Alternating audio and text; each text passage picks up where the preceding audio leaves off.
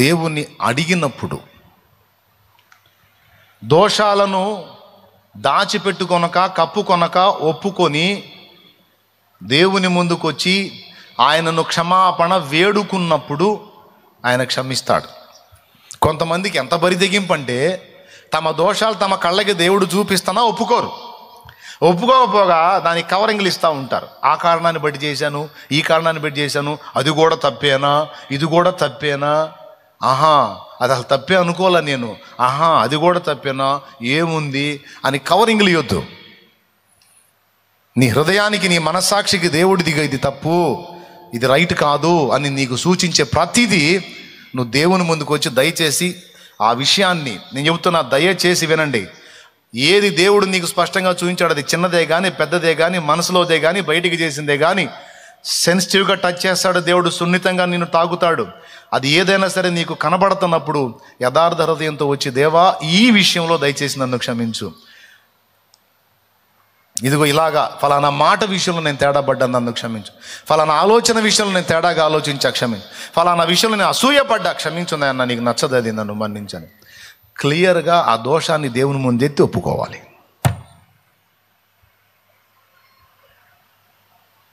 కొంతమంది అలాగ స్పష్టంగా ఆ పాయింట్ని రేజ్ చేయకుండా సాయంత్రానికి వచ్చి కూర్చొని నా పాపాలన్నీ క్షమించు, నా పాపాలన్నీ క్షమించు అంటే మొత్తం కాంట్రాక్ట్ ఇస్తారు దేవుడికి. ఏం పాపాలు అంటాడు. ఏం పాపాలు అంటే ఏమిటి, చాలా ఉంటాయి, చెయ్యి వదిలేసే, నాకేం మొత్తం కాంట్రాక్ట్ ఇస్తున్నావా, వాన పడుతుంది చూడమ్ము, దేవునికి స్తోత్రం, ఎదురు చూస్తున్నారు జనం వాన లేక, అదో ఇప్పుడు వంగింది దేవునికి స్తోత్రం. ఎక్కడొచ్చా, అమ్మో టైం పరిగెత్తింది నాయనోయ్, నేను ముగిస్తున్నా ఇక. స్తోత్రం చెప్పండి, గట్టిగా చెప్పండి. టైం వెళ్ళిపోయింది, చాలా అయిపోయింది, ఇంకా నేను ముగిస్తున్నాను. ఒకటి క్షమించినప్పుడు క్షమించబడతాయి. రెండవది ఒప్పుకున్నప్పుడు క్షమించబడతాయి. ఒప్పుకోవాలి, ఏ విషయంలోనో దాని గురించి స్పష్టంగా ఒప్పుకోవాలి. ఎందుకు అలా స్పష్టంగా ఒప్పుకోవాలని చెప్పి దేవుడు కోరుతున్నాడో తెలుసా? సంబంధిత అంశంలో నీ క్లారిటీ ఉండాలి. అన్నీ కలిపి దేవుని కాంట్రాక్ట్ ఇవ్వకు, ప్రభా మొత్తం క్షమించేసాయి అంటే అలాగేనైనా మొత్తం కొట్టేసా, ఇంతకు ఏమేమిటి అంటే చాలా ఉన్నాయిగా కొట్టేసాయి అనవాకు. చిన్నదే కానీ పెద్దదే కానీ నీ వలన జరిగిన దోషాలు ఏవైనా స్పష్టంగా దేవుని ముందు ఎత్తి ఒప్పుకో. అప్పుడేం జరిగిద్దంటే నీ దోషములు ఎక్కడెక్కడ ఉన్నాయో నువ్వు గుర్తుపట్టిన స్పర్శ నీలో గుర్తించి సంతోషిస్తాడు దేవుడు. ఏమైనా అర్థమైంది నేను చెప్పింది? కలిపి కాంట్రాక్ట్ ఇవ్వకు దేవుడికి. మరేంటి, ప్రతి చిన్నది పెద్దది కూడా నువ్వు గుర్తుపట్టి ఆ స్పృహ కలిగి ఆ స్పర్శ కలిగి నువ్వు ఒప్పుకుంటున్నప్పుడు ఆయన సంతోషపడతాడు నీ ఆత్మీయ స్పర్శను బట్టి.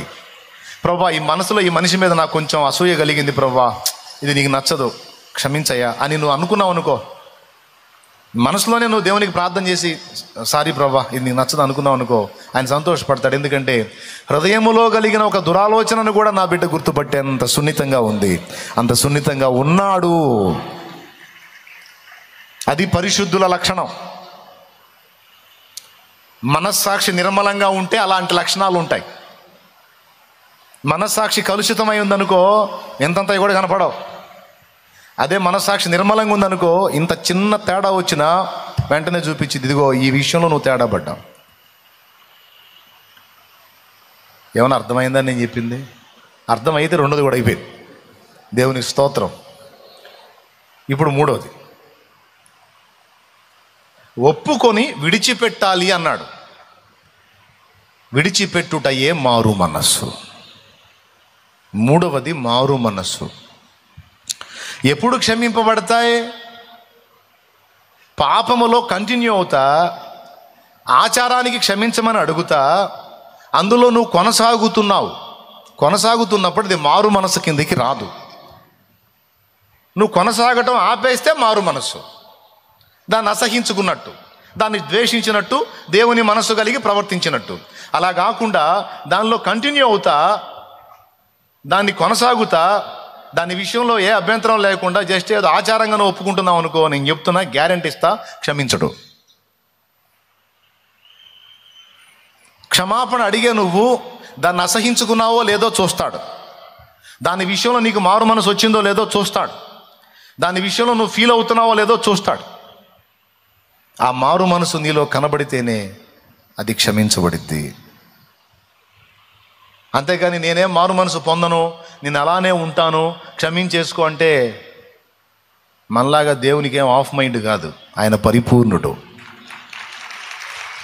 కట్టే చెప్పాడు ప్రకటన గ్రంథంలో 2వ అధ్యాయంలో, ఎఫెసు సంఘపు దూతకు మొదలు పెట్టుకొని 5గురికి మారు మనసు పొందితేనే సరి, పొందితేనే సరి, పొందితేనే సరి, పొందితేనే సరి, లేకపోతే ఊరుకోనని చెప్పేశాడు. నా మారు మనసు నీకేముంది కానీ వదిలేసేవా, ఏముంది కానీ ఏదో జరుగుతూ ఉంటాయి, ఆ మాత్రం పట్టించుకుంటావా ఏంది, వదిలేసే ఏముంది, మారు మనసు ఏమి ఉండలే, కంటిన్యూ అవుతుంటాలే.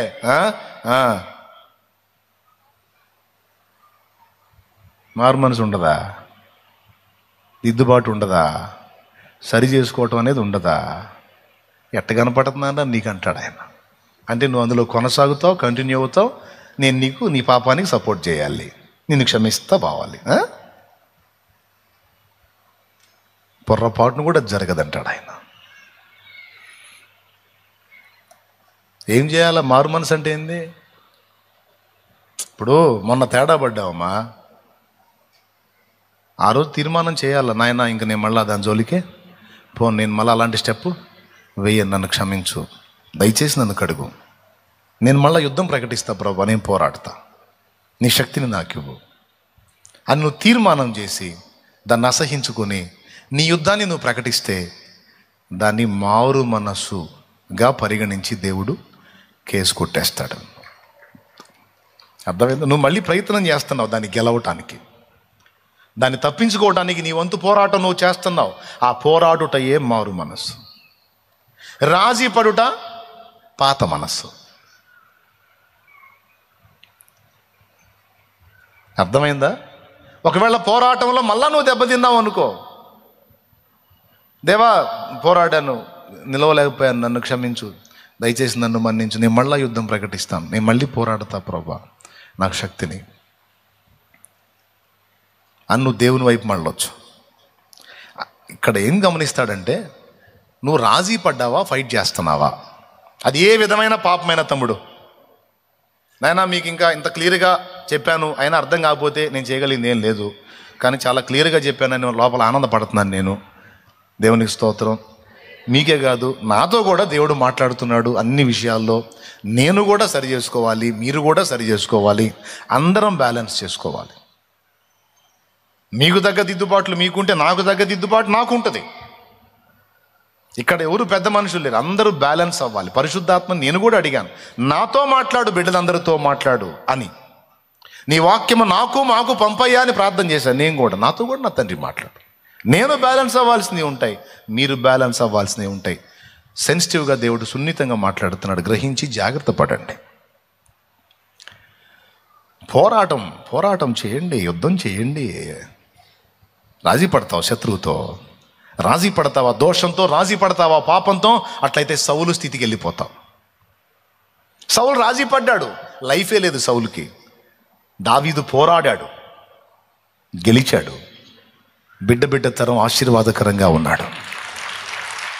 పోరాడాడు, బ్రతుకంతా పోరాడుతానే ఉన్నాడు.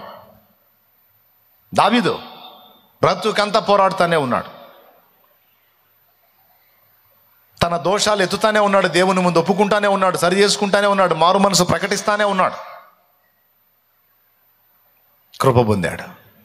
దావీదు కుమారుడా యేసు అనిపించుకోవటానికి దేవుడు ఇష్టపడ్డాడు. ఎందుకు? దావీదు నిజంగా యుద్ధవీరుడే. లోకంలో ప్రజలతో యుద్ధం చేయటమే కాదు, తన పాపాలతో కూడా యుద్ధం చేశాడు. రాజీ పడలా. దేవునికి స్తోత్రం కలుగును గాక. హల్లెలూయా. ఏం చేయాలా? రాజీ పడలా. 119వ కీర్తనలో అదే అంటాడు, దేవా నీ వాక్యాన్ని ధ్యానించాను, కానీ నేను హృదయంలోనికి తీసుకోకుండా అశ్రద్ధ చేసినందున నేను దెబ్బతిన్నాను. నేను నీ ఎదుట పాపము చేయకుండాన్నట్లు నా అంతరంగములో నీ వాక్యము నుంచుకొని ఉన్నాను. ఇదిగో ఇప్పుడు నేను జాగ్రత్త తీసుకున్నా, నీ వాక్యం నా హృదయంలో పెట్టుకున్నా, ఇదిగో మళ్ళా యుద్ధం ప్రకటించా, నేను ఇంకా బలహీనపడనయ్యా, నన్ను నడిపించు.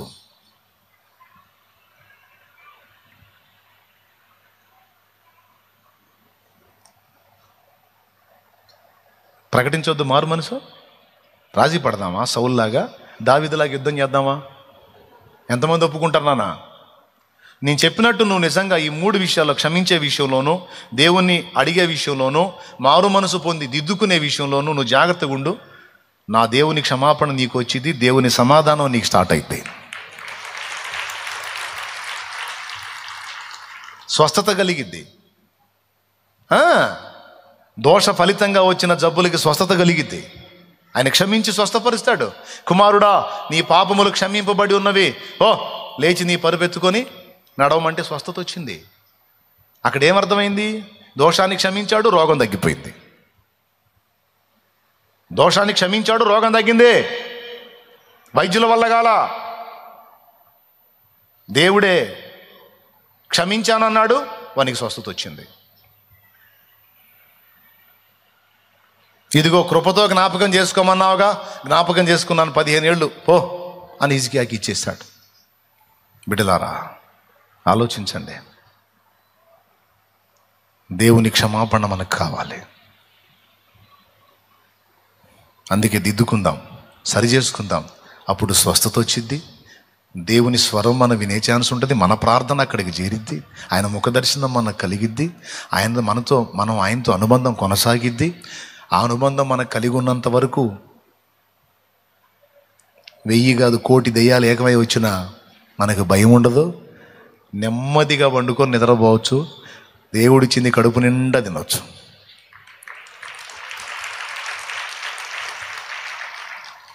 నీ ప్రార్థనకు విలువ ఉంటుంది, ఆలకించబడిద్ది, నీకు విజయం ఉంటుంది. నువ్వు 10 అటెంప్ట్లు కాదు, మొదటి అటెంప్ట్లోనే జయం పొందుతావు. అలా చేస్తాడు ఆయన. కాబట్టి దిద్దుకుందాం, సరి చేసుకుందాం, లోపాలను దిద్దుకుందాం, నిజంగా మారు మనసు పొందుతాం.